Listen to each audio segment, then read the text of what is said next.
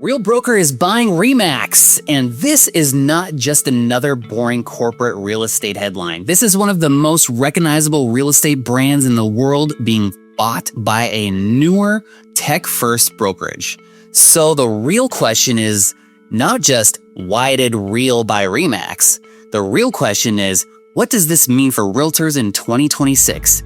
Here is my brutal, honest opinion, because this deal tells us something important about where the industry is heading. These are just my opinions, and this is anything official. I do manage one of the states for Real, so this is not anything official coming down from Real. This is just, just me having a conversation and just some thoughts that I have on what's going on. So let's just go ahead and start with, why the heck would Remax sell to Real? So the reality is that with traditional brokerages, they're starting to become more and more aware that technology plays a huge role in the experience that agents have. Obviously, the way we're doing real estate, the way we're interacting with our customers, the way that we are helping buyers and sellers, that hasn't changed. But I really believe that the ecosystem that an agent plants themselves in really has changed.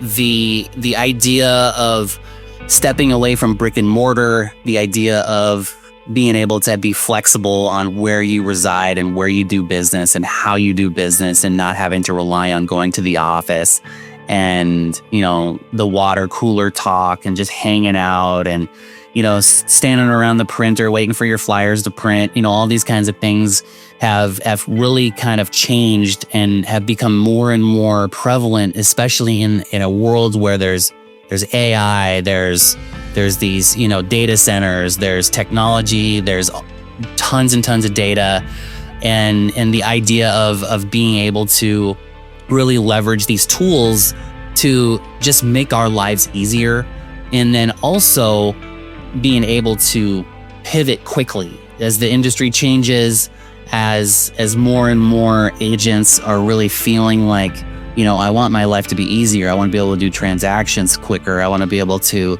get access to information as, things change, as more information comes down, as more government starts to get more involved in how we conduct our day-to-day business. The speed of data and technology and, being able to do things with a click instead of having to run down to the office or having to send an email or whatever. A lot of these things can just be automated and all that kind of stuff. And a lot of times what happens is, as we grow, as businesses become bigger, it becomes more and more important to be able to pivot and be able to adopt these changes and do it quickly. So I think the incentive part of it is I think also is data.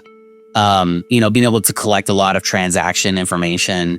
And then also I think it's just opportunity. When opportunities present themselves, that when you really want to take something that you have, like Real has Real Wallet, we have Real Mortgage, Real Title, and we have Reason, we have our own AI, and being able to get that many people on our platform in order to really test the limits of what it's capable of and just how it can help scale an individual's business. Well, as an agent, I have my own personal business, and being able to piggyback those tools, I can really see how it can impact speed and access. And for example, our Real Wallet is a pretty fantastic product. What it does is I get my commission on my debit card that's a business account, and when I close a transaction, I can get my commissions as long as my files are in compliance. I can get my pay the same day, and if not the same day, within 18 hours I can get paid. And so that's pretty fantastic. So one thing is that anytime there's change, and I've been in this industry for a really long time, agents just don't want change. And if they're gonna have change, they want the complete change rather than just certain aspects of what they're doing have changes, whether it's minor changes or not. And so if they're thinking into the future and speculating that, oh, okay, well, this means that the way I do business is going to completely fold and it's going to be whatever. And if I'm going to have to do that, I might as well just switch brokerages. And so a lot of times, whether it's them feeling that this type of action is causing disruption, then the thought process is, well, if I'm going to be disrupted in this way, I might as well just make a complete move and just switch to a different brokerage. Or they are switching because they were already thinking about switching, and then this just kind of pushed them over the edge to switch. So that's what happens sometimes. So the 5 pros of this acquisition is, number 1, brand recognition. So if you were at Real and, a lot of people are like, well, what's Real? I've never heard of Real. Now you know. Everyone has heard of Real. You're a household name now, pretty much overnight. Also, number 2 is that the collaboration between the networks is going to be huge. It gives us opportunity to send referrals back and forth between, different states, even different countries, even because we'll have this massive referral network. Number 3 is, Remax is in multiple countries. And what this will do is it will supercharge what Real is currently doing. And then also we can learn from what Remax has been doing, over the last 50 years when it comes to international expansion. And then number 4 is it will open up opportunities for property management in the future. Gives us the opportunity to really figure out how we can align with doing property management, because Real doesn't do property management as it sits right now. And a lot of brokerages don't do property management because of the liability reasons, but Remax has been doing it for a really long time. And so those are things we can learn from them because they've been doing it for a really long time. And then I think the last one is community within the agents. It's going to allow us to really expand and have different conversations that we haven't necessarily had, since Real's been in inception. And so it's going to really open up the doors for future opportunities, and it will also allow us to have more of a footprint because we're going to go from number 5 brokerage in the world to number 2, which is huge. It really depends on how you look at it, right? The winners it's all about perspective, right? I think the win for Real is the fact that we are able to scale quickly, going from 33,000 agents now to 180,000 agents, and that's just in and of itself is a win. I think, again, the win also for Real agents is, again, we're a household name. So I think seeing the fact that a lot of people didn't know who's Real, what's that all about, is now, oh yeah, we've heard about Real, and then I think, the win for the Remax agents is that, I think the sentiment a little bit is legacy brokerage. We've done it the way we've done it, and it's worked for us, and this is the way we're going to do it.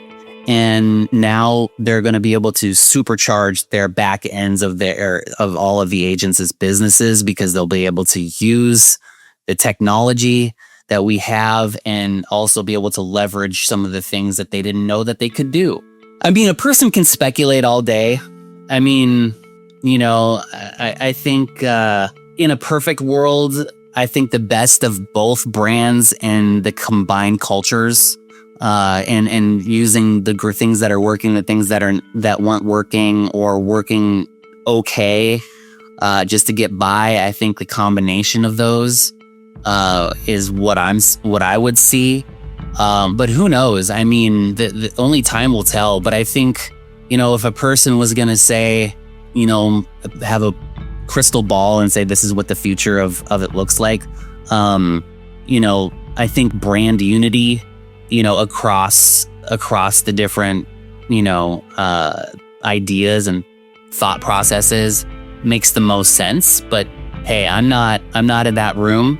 But if I was, I would be having some some difficult conversations and trying to figure this out, you know, because I think that, I mean, if you ever seen Back to the Future 2, you know, where there was only like 4 companies that, you know, ran everything. You know, I mean, that's kind of what I see the future, you know. There's 4 or 5 brands that, you know, that's pretty much left and they own everything. But who knows? I mean, people do like variety, you know, people do like, you know, different, you know, what's that old saying, different strokes, you know? And so I don't know. It's hard to say. Your real estate's a funny business right now. If you're out there and you're trying to figure out what's going on and you have questions, you know, I'm happy to answer questions on the real side. If you're a Remax agent, you have questions, I'm happy to, you know, you can shoot me a DM or you can even give me a call. I'm a real estate agent, so you can find my phone number anywhere on the internet. At the end of the day, AI is going to be a household thing that we're going to be talking about for a really long time, and we're developing some pretty cool stuff over at Real. And I think that the more data that we can get, which I think there's going to be a lot of new data that we'll be able to get from this combination of 2 very, very different companies, is going to give us some pretty unique insights.